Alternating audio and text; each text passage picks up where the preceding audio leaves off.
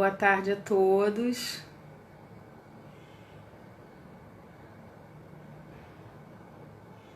Já estamos aqui nos reunindo, todos chegando para a nossa palestra especial de hoje. É um prazer receber a todos.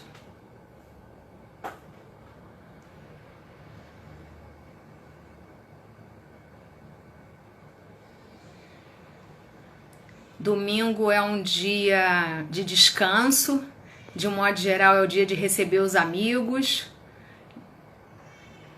Nada como um bolinho com café para receber os amigos. Infelizmente o bolinho e o café não vai ser possível no momento, mas com certeza estamos aqui de braços abertos. O Consolador ama estar com todos vocês. E num dia de palestra especial, nada melhor. Então, vamos fazer as apresentações do palestrante de hoje, para poder chamá-lo aqui para a live, para que a gente possa começar. O nosso palestrante é o Geraldo Lemos Neto. Ele é de Belo Horizonte, fundador da Casa Chico Xavier, em Pedro Leopoldo, autor de diversos livros.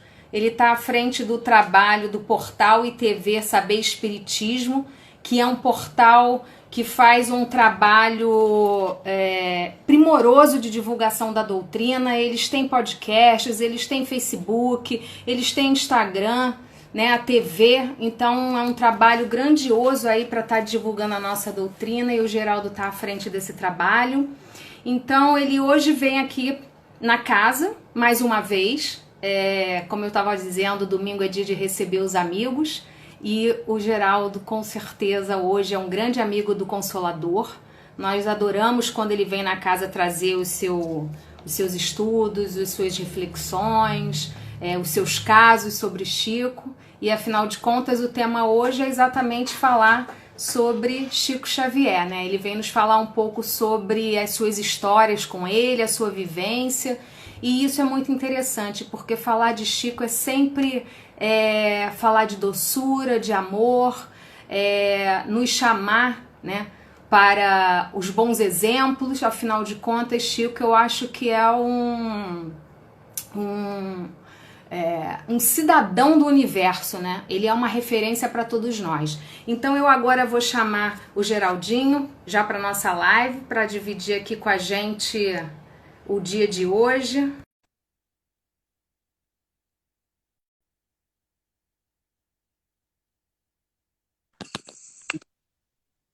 Olá. Olá, Geraldinho, boa tarde. Como vai? É um prazer recebê-lo aqui mais uma vez no Consolador. Sinta-se na sua casa também. Muito obrigado. Eu aqui, em nome de toda a turma do Consolador, agradeço, e é um prazer enorme para todos nós ter você com a gente aqui mais uma vez. Eu que agradeço o carinho, tenho muito carinho aí pela Casa do Consolador aí em Botafogo. Muita alegria de estar com vocês pessoalmente e agora virtualmente. Exatamente, isso é muito bom. Eu já fiz aqui as apresentações, já disse que hoje teremos uma tarde com o Chico, através de você, que vai trazer para a gente as suas vivências, as suas histórias. Eu vou fazer uma prece de abertura, não vou ficar falando muito, porque infelizmente a live é uma ferramenta que nos une, nos integra bastante, mas nos dá pouco tempo, e esse assunto daria para perder, eu acho que a tarde inteira aqui falando, né? Verdade. Então eu vou fazer uma prece e depois eu te passo a palavra. Tá bem. Pai amado, de infinita luz e de misericórdia, amigos espirituais, querido Mestre Jesus, aqui estamos reunidos sempre em teu nome, sempre com o coração aberto para falar desse amor que nos envia a cada instante, para que possamos, a cada dia, aprender um pouco mais sobre a tua doutrina de luz, a tua doutrina dos espíritos, e aqui nos reunimos mais uma vez. Assim, agradecemos essa oportunidade. Te pedimos o amparo para que o nosso entendimento seja alargado, para que possamos entender um pouco mais do significado da vida, e te pedimos um carinho especial para o palestrante dessa noite, que ele esteja intuído pelos espíritos e os seus mentores, para que traga para a gente um pouco de amor e luz através das histórias do nosso querido Chico Xavier. Obrigada, Senhor. Que assim seja, graças a Deus. Assim seja. Então, Geraldinho, a palavra é sua. Sinta-se na nossa casa. Bom, muito obrigado mais uma vez, Anuska, querida, todos os amigos aí do Consolador, no Rio de Janeiro. A nossa proposta foi justamente contar casos de Chico Xavier, que sempre com um grau de ensinamento, porque tudo que gira em torno da vivência de Chico Xavier acaba servindo para todos nós, embora nós temos casos particulares de nossa vivência, de vivência da nossa família, mas elas servem para todos nós na Terra. Eu vou começar contando alguns casos sobre meus parentes, irmãs de minha avó materna, Carmen Machado dos Santos, foi colega de grupo escolar do Chico Xavier em Pedro Leopoldo, e ele era muito amigo da família Machado, né? Uma vez que ele nasceu numa casa, que metade dessa casa era do pai dele, e a outra metade era do meu tio bisavô, Eliseu Correia. E ele chegou a escrever para nós dizendo que a minha bisavó, Georgina Cândida Machado, era a melhor amiga da mãe dele, Dona Maria de São João de Deus. Então ele foi sempre, desde criança, muito amigo da família. Dois de meus tios avós já eram espíritas antes dele. A minha tia-avó mais velha, chamada Adélia Machado de Figueiredo, que era nascida em 21 de abril de 1900, e mais velho que ela, meu tio-avô Zeca Machado. Pois bem, no caso da Adélia, tem um caso muito interessante, porque em 1941 ela perde o filho mais novo, William Machado de Figueiredo. E era o xodó, era aquele filho de uma família numerosa. Naturalmente, ele foi temporão, e ela tinha uma predileção por ele no sentido do carinho, da atenção. Ele foi fazer o que na época chamava tiro de guerra, que era a obrigação de, dos 17 aos 18 anos, frequentar o exército. E numa das caminhadas, nos exercícios obrigatórios da tropa, ele infeccionou um dos pés com um parafuso que estava enferrujado. E este parafuso acabou, como ele estava enferrujado, estava no tempo, acabou infeccionando o machucado, que foi resultado, naturalmente, desse acidente. Ele não querendo, o jovem querendo manter-se de pé, não contou isso aos oficiais superiores, não foi ao médico da tropa, no agrupamento do Exército, e acabou recebendo o problema da gangrena. Então, naquela época não existia penicilina, não existia tratamento para uma infecção deste nível. E ele, então, veio a passar pela provação muito dura, aos 18 anos de idade, de ver a própria perna se putrefazendo, né? se desintegrando ali, e naturalmente com grande desconforto, não somente para ele, mas para a família toda. A minha mãe, por exemplo, me contava que ela ia visitar o primo, né, que era o William, e o mau cheiro que se exalava ali da casa em Pedro Leopoldo era imenso. E ele desencarnou, então, em 1941, com 18 anos de idade. Então, você imagina a dor que é perder um filho, principalmente o filho caçula, né, que era muito ligado a essa mãe, a tia Adélia, e isso foi para ela um motivo, embora espírita, com muita fé, muito preparo, isso foi para ela motivo de grande sofrimento, um sofrimento superlativo, que ela não conseguia superar, a não ser com a presença de Chico Xavier na vida dela. Por quê? Porque ao longo desses anos todos, a partir de 1941, o Chico passa a receber mensagens do William para ela, do filho para essa mãe. No total foram 33 mensagens, até 1980. E eu estava inclusive já amigo do Chico, presente em Uberaba, no grupo espírita da prece em Uberaba, quando ele recebeu a última mensagem do William para a mãe, tia Adélia, que naquela ocasião estava desencarnada. Então, nesses 33 anos, ele, numa das mensagens, fala: mamãe, eu estou ao seu lado, eu sou o seu bastão de arrimo.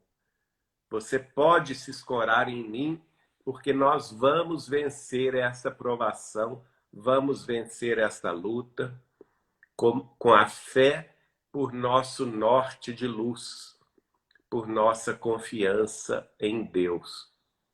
E, de fato, passado algum tempo, e ela sempre falava conosco que o William era o bastão de arrimo dela, não, através da mediunidade, olha só a beleza da mediunidade do Chico, né?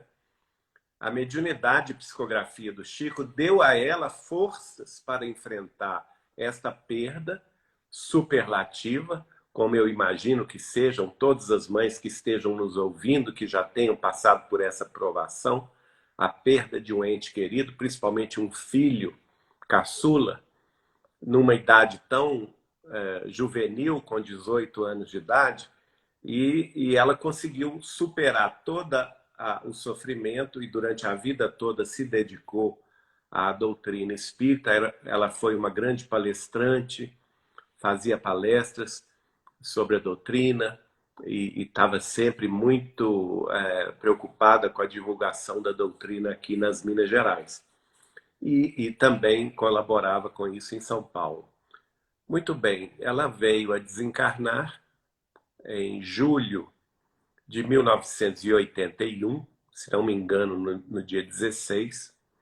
E meses depois, acho que menos de 3 meses depois, nós estávamos em Uberaba, lá no Grupo Espírita da Prece, com o Chico, e o Chico recebe a mensagem dela, já desencarnada, nos contando como foi a desencarnação dela. E, obviamente, a grande alegria dela foi reencontrar o filho amado que havia desencarnado tantos anos antes. E ela descreve isso com muita propriedade na mensagem. Aí, no final de 84, exatamente no dia 1º de julho, nós fizemos uma coletânea a pedido do Chico Xavier dessas mensagens do William, que estavam na família, no total de 33, somando a mensagem do William, a mensagem da própria tia Adélia, mãe dele, que o Chico recebeu em 1980, aliás, ela desencarnou em 82, né? O Chico recebeu essa mensagem em 82, e então nós fizemos o primeiro livro com o qual nós trabalhamos da mediunidade de Chico Xavier através da União Espírita Mineira. E não por acaso o livro chama-se Bastão de Arrimo, contando essa saga, não é? Mas o que nós não contamos no livro, e aí eu aproveito para contar aqui, é o lado espiritual disso tudo, né? Porque, naturalmente, qualquer pessoa que vai ler aquelas mensagens do William para a tia Adélia, através da mediunidade do Chico, vai se emocionar pelo amor, pelo carinho com que ele trata a mãe, com que a gente vê que ele é já um espírito de condição bastante elevada, assim, já bastante atingiu aquele ponto de compreensão mais alto, né? E isso ele expressa nas próprias palavras das mensagens que ele escreveu através do Chico. Então, eu não me furtei, logicamente, à curiosidade, né? Porque conhecendo a minha tia como eu conheci, ela foi uma das primeiras grandes incentivadoras do meu caminho espírita. Eu era jovenzinho, né? Adolescente, e ela sempre falando muito do Chico. Ela era muito inteligente, tinha uma versatilidade cultural muito grande, tinha sido secretária de Cultura da cidade de Belo Horizonte, e ela, então, me incentivava muito a ler os livros, a estudar, antes mesmo de eu conhecer o Chico. E eu conhecia o sofrimento que ela carregou ao longo da vida inteira com o coração doído da perda desse filho. E quando eu fui fazer a organização desse livro, que foi publicado pela União Espírita Mineira, naturalmente que eu perguntei ao Chico, Chico, mas o porquê, né, que tia Adélia sofreu tanto? Que luta foi essa dela, do William? E o William também passar por uma provação tão difícil, porque minha mãe contava que ele ficou mais de 8 meses em putrefação. Não foi uma desencarnação fácil, foi uma desencarnação lenta, difícil, problemática, que fez sofrer toda a família.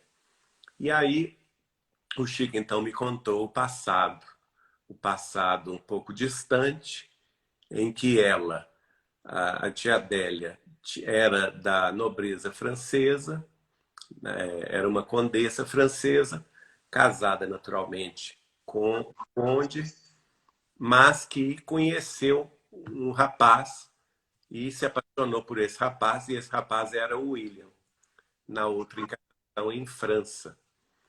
E eles se perderam nessa paixão, foram muito, tanto ela se apaixonou por ele, quanto ele se apaixonou por ela. O conde, marido dela, era um entorvo, né? Era um estorvo na relação, porque eles não podiam se consorciar naturalmente, porque ela já era casada e de uma posição social que não admitia qualquer tipo de mudança. Então, o Chico me conta que foi ideia do William, daquela encarnação francesa, envenenar o marido dela de forma lenta e gradual. Então, ele passava na casa dela, dava a ela aquelas porções e ela administrou essas porções venenosas no alimento do conde, marido dela naquela ocasião, de forma tal que o conde foi minando a sua saúde sem que ninguém suspeitasse de que ali estava um crime, e veio a desencarnar. E naquela ocasião, na França, ninguém suspeitou de coisa alguma. Ela viveu o luto social de perder o marido e depois de algum tempo ela se consorciou com o William como companheiro dela, e naquela vida eles viveram felizes para sempre, ocultando o crime. Mas aos olhos de Deus, não existe nada que esteja oculto. Tudo que está oculto está lá no Evangelho, vai ser revelado. E se revela exatamente pela lei da paligenesia, que é a reencarnação, que é a lei de causa e efeito, ação e reação, que vai naturalmente nos reajustar pela expiação dos erros cometidos. E por isso mesmo eles pediram antes desta vida, tinham avançado muito espiritualmente, tinham conquistado inclusive o perdão do conde no mundo espiritual, Mas eles não se perdoaram por esse ato infeliz. Então, eles pediram essa reencarnação, essa prova, essa expiação, de passar por essa, como a ideia foi dele, então ele, desta feita, não mais como companheiro dela, mas como filho, quer dizer, também, de certa forma, sublimando esse amor sensual, não é? Através do amor filial e vice-versa, o amor maternal, embora eles continuassem se amando muito, mas de uma forma mais sublime. E pelo fato da ideia, quer dizer, o mentor do crime foi ele no passado, então, naturalmente, que o sofrimento maior coube a ele. E ela passa pelo sofrimento moral da perda do ente querido, que naquela ocasião ela não sentiu porque ela estava doida para se ver livre do marido pela morte do corpo, não é? Então vejam vocês como tudo tem um sentido espiritual que nos escapa aos olhos do presente, né? E isso cabe para nós hoje, que estamos vivendo aí essa crise do coronavírus, e tudo tem uma razão, que a gente mantenha a tranquilidade do pensamento, mantenha a fé, a esperança, e mesmo no caso de sofrermos alguma perda em nossas famílias, pelo problema da infecção do vírus, do coronavírus, da Covid-19, não existe nada ao acaso, não existe punição divina, e também não existe essa questão de que Deus nos abandonou. Não. Está tudo certo no lugar certo e na hora certa. E se nós estamos passando por um sofrimento, existe uma razão precedente para este sofrimento. Não é? Então, esse eu gostaria de começar por esse caso. E tem outro caso também da família que aconteceu com a filha de tia Adélia, que foi a minha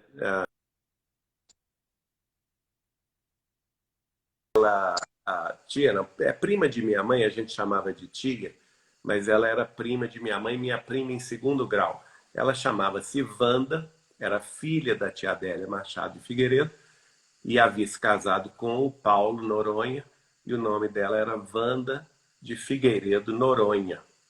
Minhas primeiras idas a Uberaba, em 1981, 82, foi com ela. Ela foi minha grande companheira de viagem para Uberaba, porque ela ia ver Chico Xavier, ela tinha verdadeira paixão pelo Chico, e ela ia visitar o Chico Xavier pelo menos 2 vezes de Belo Horizonte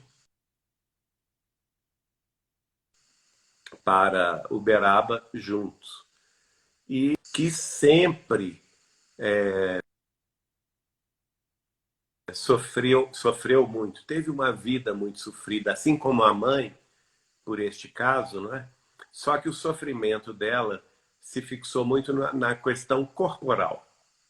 Em determinado momento, na década de 60, ela havia comido uma carne de porco que não estava devidamente preparada e adquiriu um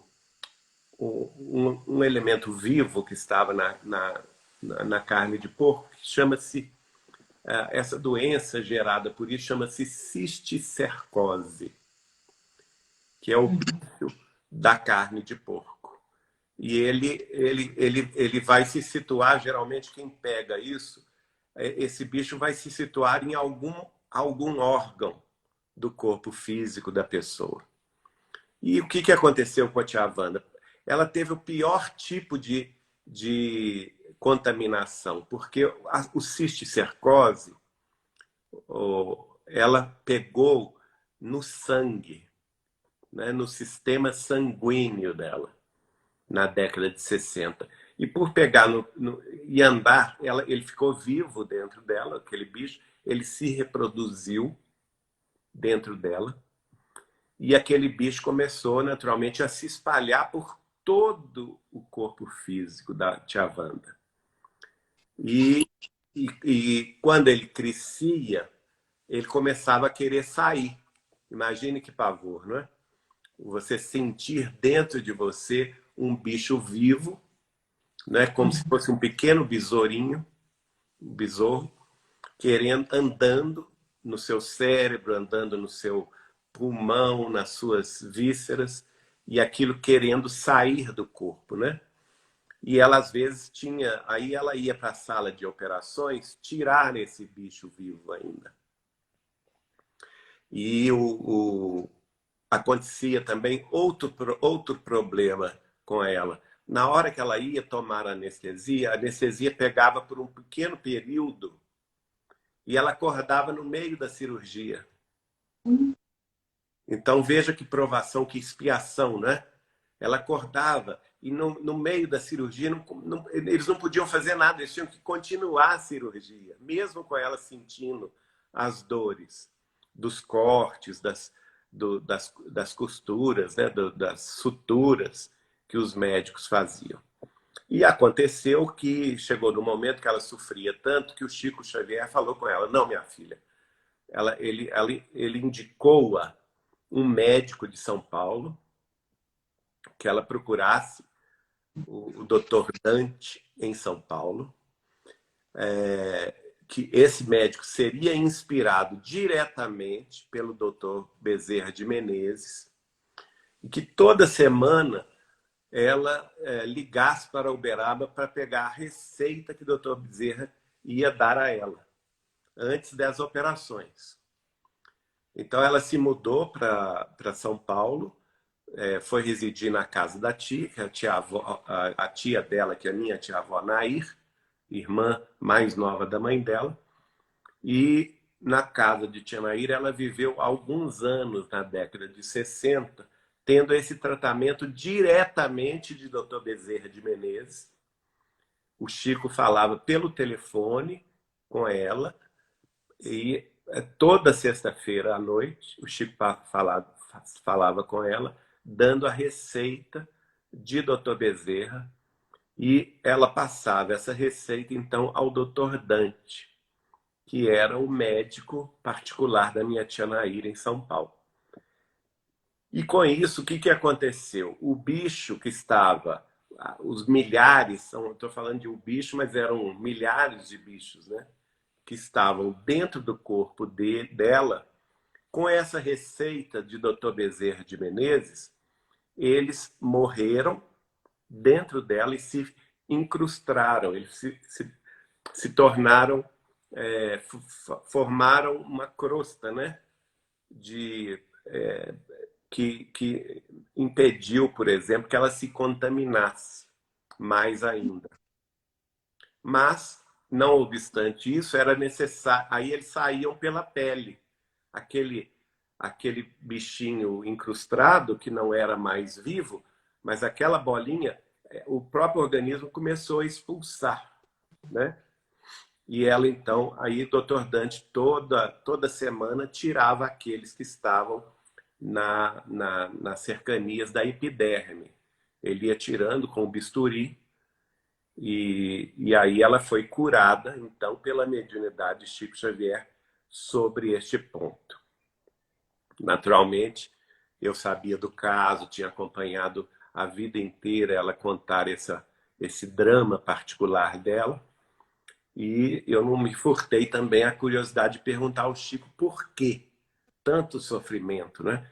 Porque realmente, gente, ela sofreu muito. Ela desencarnou, inclusive ela desencarnou com um processo também muito doloroso, uma infecção no intestino, em 1986, em setembro de 1986. Pois bem, então eu perguntando ao Chico sobre tia Wanda, e ele me falou assim: Geraldinho, o caso é o seguinte, ela foi, a vida inteira, a reencarnação dela foi patrocinada pelo ministro Clarencio de Nosso Lar, que cuida diretamente do caso.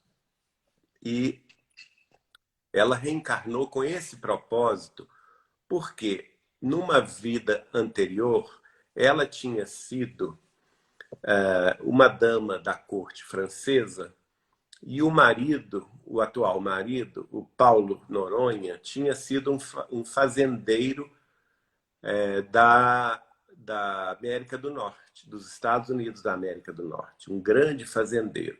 E este grande fazendeiro foi visitar Paris e a conheceu, porque eles são almas gêmeas. Quando ele a conheceu, ele se apaixonou por ela e tal, e a levou para os Estados Unidos, para as fazendas. Ele tinha fazendas, grandes fazendas de tabaco nos Estados Unidos. E nessa encarnação, ela se tornou senhora. E quando os Estados Unidos era um país escravocrata, né? E ela se tornou indiretamente senhora de escravos. Ele já era senhor de escravos, e ela se tornou senhora de escravos. Só que ela era muito ciumenta do marido. Tinha um sentido de posse tão grande que todas as escravas que serviam à fazenda, principalmente à casa grande, ela acabava desconfiando que elas estavam ou se insinuando para o marido ou coisas semelhantes. E o que ela fazia? Ela afastava todas as jovens escravas, só deixava aquelas que já tinham idade avançada, mas não queria saber da presença das escravas femininas na fazenda. E sempre que elas atingiam a idade adulta, ou a puberdade, ou a juventude, ela as maltratava. Arrumava alguma desculpa para que elas fossem para o tronco, mandava que o senhor, o feitor da casa grande, batesse nelas no tronco, né? As escravas apanhavam no tronco, mas depois ela não permitia que elas fossem tratadas pelos médicos da época, nos ferimentos abertos, nas feridas abertas pela surra do tronco. Ela não permitia que se tratasse. Então ela deixava que elas fossem encerradas nos calabouços e às vezes jogava sobre as feridas delas açúcar. E essa açúcar fazia com que atraísse as moscas varejeiras, que acabavam depositando naquelas feridas os seus ovos. E muitas das escravas morreram assim, com os bichos das moscas entrando nelas e as consumindo até a morte. Então vejam vocês o que é a lei de causa e efeito, ação e reação, né? E como ela, no passado, não permitia que aquelas escravas tivessem acesso ao socorro médico, ao beneplácito da caridade, ali, da enfermagem, nesta encarnação aqui, toda vez que ela ia operar, a anestesia não pegava. Então, olha só. E ela acabou vencendo. O Chico tinha grande admiração por ela, pela fé com que ela enfrentou esse problema durante toda a vida. E ela acabou vencendo, desencarnou como uma vencedora nessa prova, né? É mais um caso aí da mediunidade de Chico. Se não fosse a mediunidade de Chico Xavier, a gente não saberia nada disso, né? Muitas das vezes a gente passa situações problemáticas de família, principalmente ligadas à saúde dos nossos familiares, e a gente nem suspeita o que está por trás daquelas ocorrências. Agora eu vou contar um outro caso relativo à irmã da tia Adélia, mais nova, que é a tia Nair, que foi quem me apresentou ao Chico finalmente 39 anos atrás, no dia 14 de outubro de 1981. Ela era a irmã mais nova da minha avó e da Adélia, que eu contei o caso primeiro aqui, e residia desde 1939 em São Paulo. E aí tem alguns casos interessantes que aconteceram com a Tia Nair. Ela sempre foi muito amiga do Chico, sempre foi espírita desde jovem, né? Antes de se casar com o meu tio avô Silvio do Couto Pascoal. Ela frequentava em Pedro Leopoldo as reuniões do grupo do Centro Espírita Luiz Gonzaga, né? Participava, dava passes lá. É curioso porque já naquela época, na década de 30, vejam bem, ela olhava para o Chico e via Kardec. Já naquela época. Ela olhava Chico Xavier e via que o Chico era Kardec. Quando ela se casa com um jovem engenheiro de Belo Horizonte, que é o meu tio avô Silvio. Ele, então, em 1939, eles se casam e se mudam para São Paulo, porque ele havia sido admitido num emprego novo em São Paulo. Então, desde 39, ela passou a morar em São Paulo e a trabalhar no movimento espírita de São Paulo. O primeiro caso interessante que eu queria contar dela é que ela, em determinado momento da vida dela, ela acolheu uma senhora que estava vamos dizer assim, praticamente na rua. Os familiares os pais tinham desencarnado, ela não tinha irmãos e precisou da caridade dela para ela, vamos dizer assim, as circunstâncias levaram que essa senhora, Dona Nadir, fosse acolhida pela Tia Nair na casa dela. Ela passou a conviver, né, durante muitos anos, passou a viver com o casal e os seus filhos, né? A Nair com o tio Silvio e os filhos que eles tiveram, todos eles nasceram em São Paulo. E a Dona Nadir, que passou a ser, então, um cônviva da família. Só que essa senhora trazia para ela muitos problemas. Começou a interferir muito na vida familiar, interferindo na educação dos filhos da Tia Nair, interferindo na vida do casal, né? E sempre inventando alguma calúnia, alguma difamação, sempre alguma coisa em relação ao tio Silvio. E a Tia Nair aguentando tudo, tentando aguentar aquela situação dentro da ótica da caridade mesmo, da tolerância, né? Fazendo o culto do Evangelho no lar, pedindo a Jesus forças para tolerar a presença que se tornou uma presença incômoda no lar dela, que ela não se sentia ainda com forças para pedir a ela que saísse, que fosse embora, uma vez que ela, durante muitos anos, não tinha para onde ir. Mas acabou que essa senhora acabou os seus estudos, arrumou um emprego, não é, condigno. Então, em determinado momento, voltou essa situação conflituosa da senhora Nadir com a família de Tia Nair. E a Tia Nair estava sem saber o que fazer. Sem saber o que fazer. Ela já não sabia mais o que fazer para superar o problema. E foi muito interessante que nessa época o Chico foi a São Paulo, ele ia todos os anos, ele participava de uma festividade para arrecadação de fundos para a caridade, que era o famoso Chá da Mercedes. É uma espírita da capital paulista que todos os anos fazia um chá para 5.000 pessoas.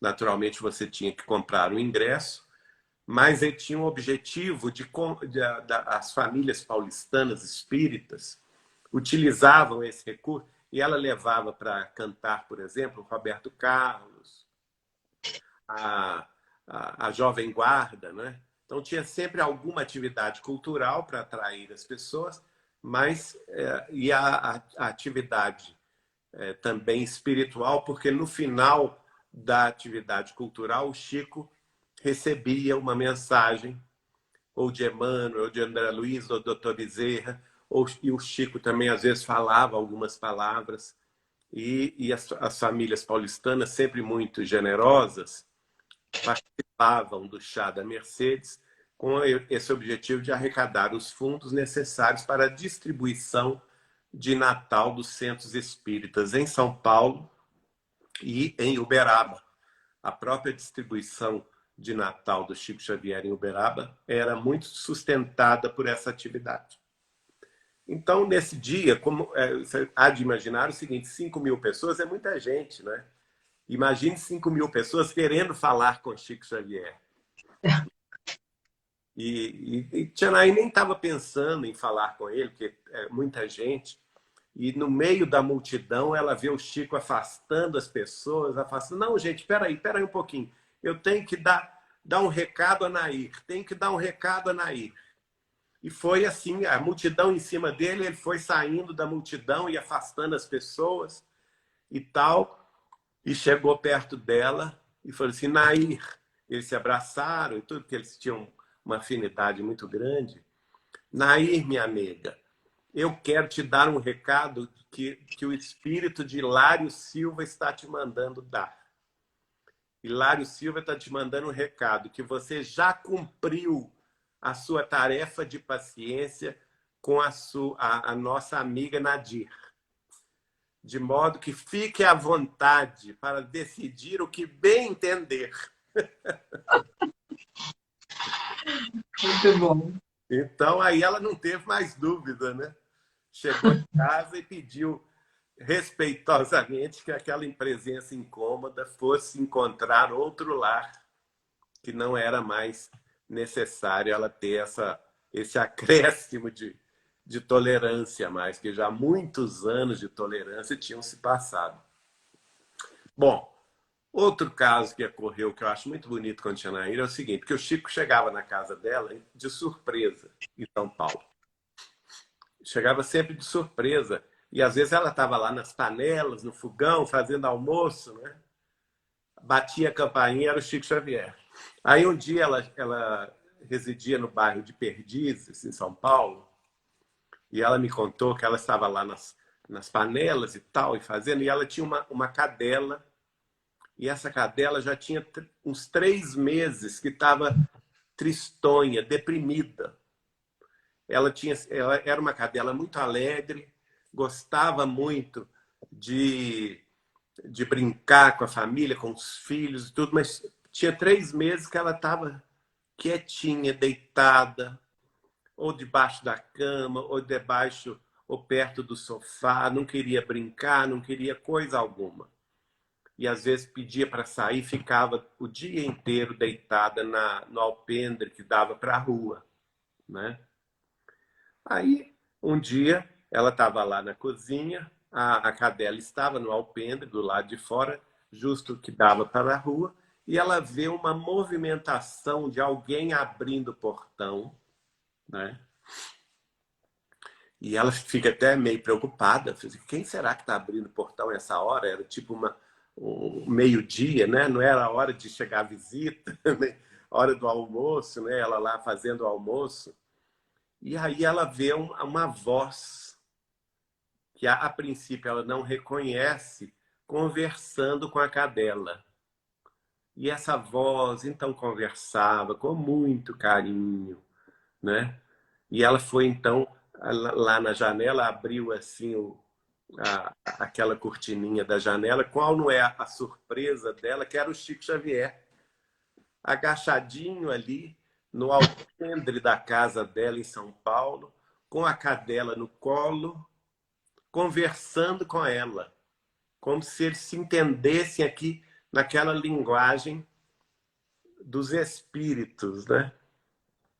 E ele, com o maior carinho, falava com ela. E ela então ficou, ela não quis cortar esse momento, né? Ela ficou ali ouvindo pelo lado de dentro da casa o Chico falando com a cadela, que ela não ficasse triste, porque ela ia ser mãe, que ela tivesse paciência, que ela ia arrumar um cãozinho para cruzar, e ela ia ter a alegria de ser mãe. Olha só, o Chico Xavier consolando uma cadela deprimida. Aí então tia Nair não aguentou, abriu a porta, mas Chico, o que que é isso, Chico? Nair, minha nega, ela tá muito triste, não é? Sim, tá, mas como que você sabe disso? É porque ela me contou que ela estava muito triste, porque ela quer ser mãe, Nair. E ela aqui dentro de casa, vocês precisam arrumar o cão macho da raça dela para ela ser mãe. Ela quer ter a alegria de ser mãe. Eu acho isso lindo, né? É É verdade. bem o Francisco de Assis com os animais, né? Nessa Uhum. linguagem tão divina. Bom, uh, ainda dá tempo de contar algum caso a mais. Tem um outro caso também que Tia Nair presenciou e nos contava, que é um caso da psicometria de Chico Xavier. Ele também apareceu na casa dela sem aviso nenhum, não é? E tocou a campainha. Quando ela foi abrir, era o Chico, aquela alegria, né? Imagina, Chico Xavier chegar na sua casa de surpresa, né?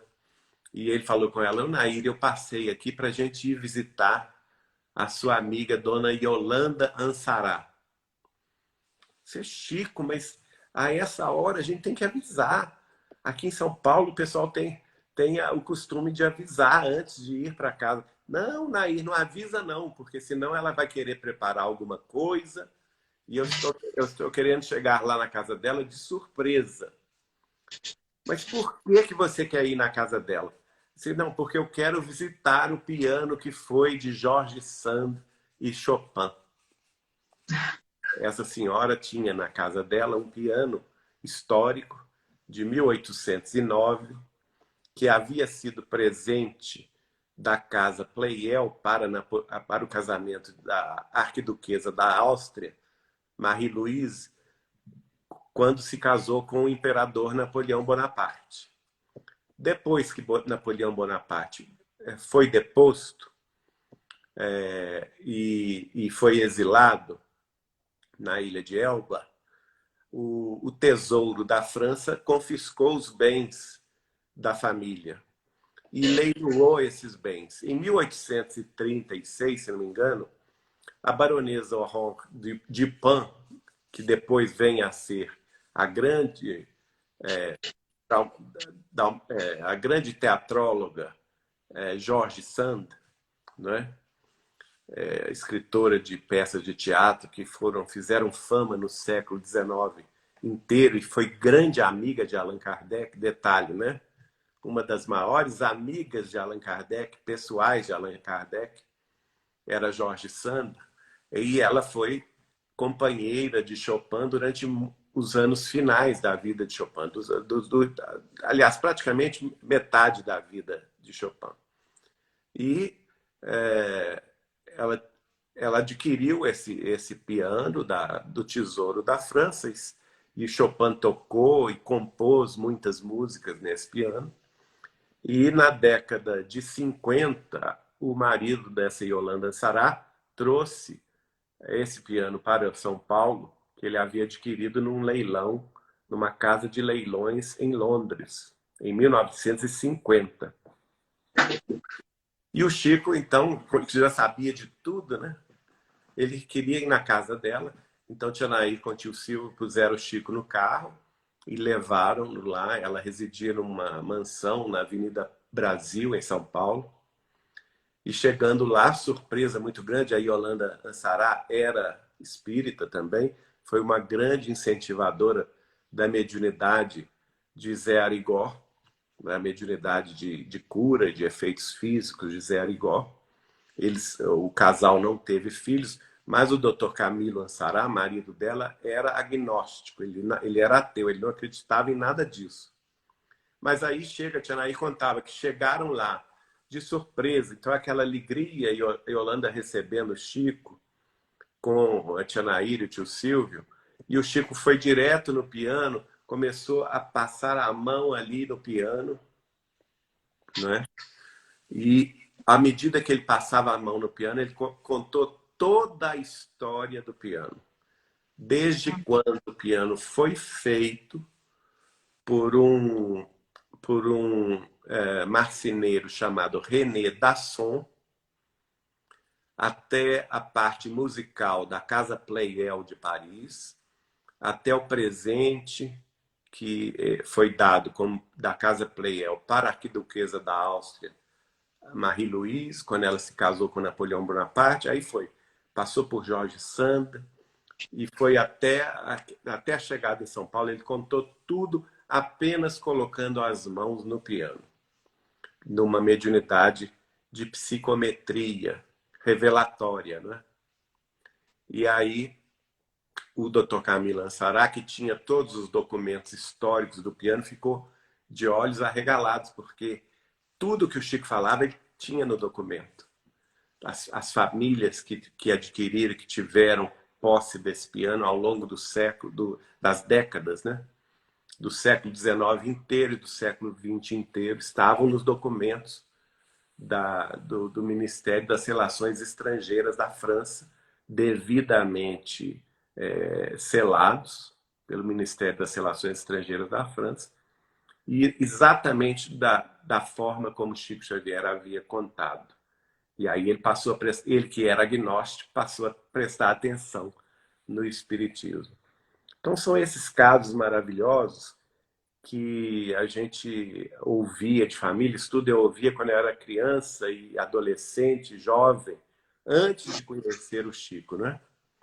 E naturalmente, depois que eu vim a conhecer o Chico, eu pude então comprovar toda a excelência da mediunidade dele, o alcance mental, mentopsíquico que ele tinha sobre as nossas vidas. Ele tinha uma capacidade de ler o nosso pensamento que chegava até a assustar. Comigo, por exemplo, às vezes eu estava viajando de Belo Horizonte para Uberaba, é uma distância de 500 quilômetros, então a viagem dura aí cerca de 5, 6 horas, dependendo do trânsito, 6 horas em média. E às vezes o que eu estava conversando ali no carro, indo para Uberaba, chegava na casa dele, em Uberaba, e ele me respondia na lata. Isso que você conversou com a Eliana, assim, assim, assado, é isso, isso, isso. Né? A presença espiritual dele, a capacidade psíquica dele extraordinária. Tem um caso que eu gosto de contar muito interessante, que a dona Neném Aluoto era presidente da União Espírita Mineira, foi presidente da União Espírita Mineira durante 33 anos consecutivos. A União Espírita Mineira é a federativa estadual em Minas Gerais. E ela havia me pedido, junto com Martins Peralva, grande espírita, escritor, palestrante, estudioso da mediunidade, né? E eles haviam me pedido que fizesse uma pesquisa na cidade de Belo Horizonte para ver nos centros espíritas da capital mineira onde o Chico Xavier havia passado na época que ele vivia em Pedro Leopoldo. Porque de 1927, quando ele começou a sua mediunidade em Pedro Leopoldo, até 1959, quando ele se muda para Uberaba, nós temos aí muitas décadas. E Pedro Leopoldo faz parte da grande Belo Horizonte, é muito perto, são 50 quilômetros apenas. E todos eles sabiam que o Chico tinha convivido muito com o movimento espírita da capital mineira, mas que não havia notícia, não havia registro desse convívio, se eu podia fazer essa pesquisa para eles. Então eu fiz. Essa pesquisa levou 3 anos e resultou no livro Chico Xavier, Mandato de Amor, editado pela União Espírita Mineira em 1992, por ocasião do aniversário dos 65 anos de mediunidade do Chico. E curioso que a Célia Soares, que está até hoje conosco na editora Vinha de Luz, como coordenadora editorial, ela foi a revisora do livro e a coordenadora editorial do projeto desse livro, que para a pedido da dona Neném e do Peralva, tinha que ser surpresa, não podia contar para o Chico, porque era surpresa da União Espírita Mineira para o Chico, nos 65 anos de mediunidade. Quer dizer, era um presente que os espíritas de Minas Gerais estavam dando ao Chico Xavier. E eu tinha que que me desdobrar, porque eu não podia pedir orientação a ele. Eu tinha que fazer tudo escondido. Agora, fazer tudo escondido com Chico Xavier é impossível. É impossível. Verdade. Não é, isso aí parece até piada, porque como que eu vou esconder uma coisa do Chico? Mas eu cumpri a determinação, não falei nada com ele. Mas em determinado momento, nós tivemos 2 grandes episódios. O primeiro episódio, vou ver se conto rapidinho, que o tempo está acabando. Eu estava preocupado que o livro eu tinha achado muitas mensagens, muitas entrevistas, muitos relatos, textos, mas não tinha achado fotografia nenhuma do Chico, daquela época, porque não interessava pôr no livro fotografias do Chico na década de 80, nem de 90. Eu queria fotografias entre 1927 e 1959, que era retratando a época em que Chico Xavier conviveu no movimento espírita de Belo Horizonte. E eu já estava assim, decepcionado, porque ninguém tinha fotografias dele para me dar e tal. Eu estava falando isso justamente numa reunião de diretoria da União Espírita Mineira. Eu fazia parte da direção, eu era o diretor segundo secretário e o diretor do departamento editorial. E bate um senhor na porta, e ele é muito insistente, 3, 4 vezes, para falar com o senhor Peralva. E o senhor Peralva mandava ele embora, que eu não tinha marcado com ninguém. E esse senhor falava, não, eu marquei com o senhor José Martins Peralva, sobrinho, às 4 horas aqui na União Espírita Mineira. E era impossível, porque às 4 horas era justamente a reunião da diretoria da União. De tanto insistir, então, dona Neném fala com o Peralva. O Peralva vai lá atender o homem. Ele vai e volta com um sorriso de orelha a orelha, não é? Com uma pasta enorme contendo 100 fotografias de Chico Xavier. 100 fotografias. De época, todas elas. Hoje vocês conhecem, porque elas estão na internet aí. Mas é justamente a fotografia de Chico Xavier em Pedro Leopoldo e Belo Horizonte entre 1927 e 1959. 100 fotografias em tamanho gigante. E quem era o homem? O homem era o fotógrafo do Estado de Minas, José Góes, do jornal Estado de Minas, que havia, segundo ele, conversado no telefone com Peralva. E Peralva negava de pé junto que jamais isso aconteceu. Né? Então, quem que conversou com ele? Né? Ninguém sabe até hoje. E o segundo episódio, que a Célia Soares falou comigo, Geraldinho, eu já coloquei as fotografias, os desenhos, tudo, os textos. Tem uma página sempre que fica em branco. Não tem jeito, porque ela não gostava de cortar texto, cortar poesia. Nós vamos ter uma página em branco. Eu falei, a Célia, não preocupa com isso, não. Fui a Uberaba, sem falar nada com o Chico, que o Chico não sabia, entre aspas, do livro, né? E ele vem com um pacote debaixo do braço, endereçado a mim, e fala comigo, Geraldinho, isso aqui é para você usar em alguma página em branco que aparecer no seu caminho. E era uma poesia de Augusto dos Anjos, inédita, porque todas as psicografias desse livro eram inéditas, né? E era uma poesia de Augusto dos Anjos que nós aproveitamos no livro, então o livro ficou completo. Completo. Chegamos no final. Realmente é inacreditável, né? Se a gente tivesse como pensar como é que seriam os cidadãos do futuro, pensando em um mundo de regeneração que a gente ainda não tem capacidade de ter ideia de como ser, eu diria que seria vários Chico Xavier. Exato. Porque realmente o formato dele para acessar as informações, as situações, era algo assim realmente inacreditável. Inacreditável. Aliás, um dos seus biógrafos, Clóvis Tavares, falava que Chico Xavier é o protótipo do homem do futuro. Bom, já começou aqui o contador, a gente vai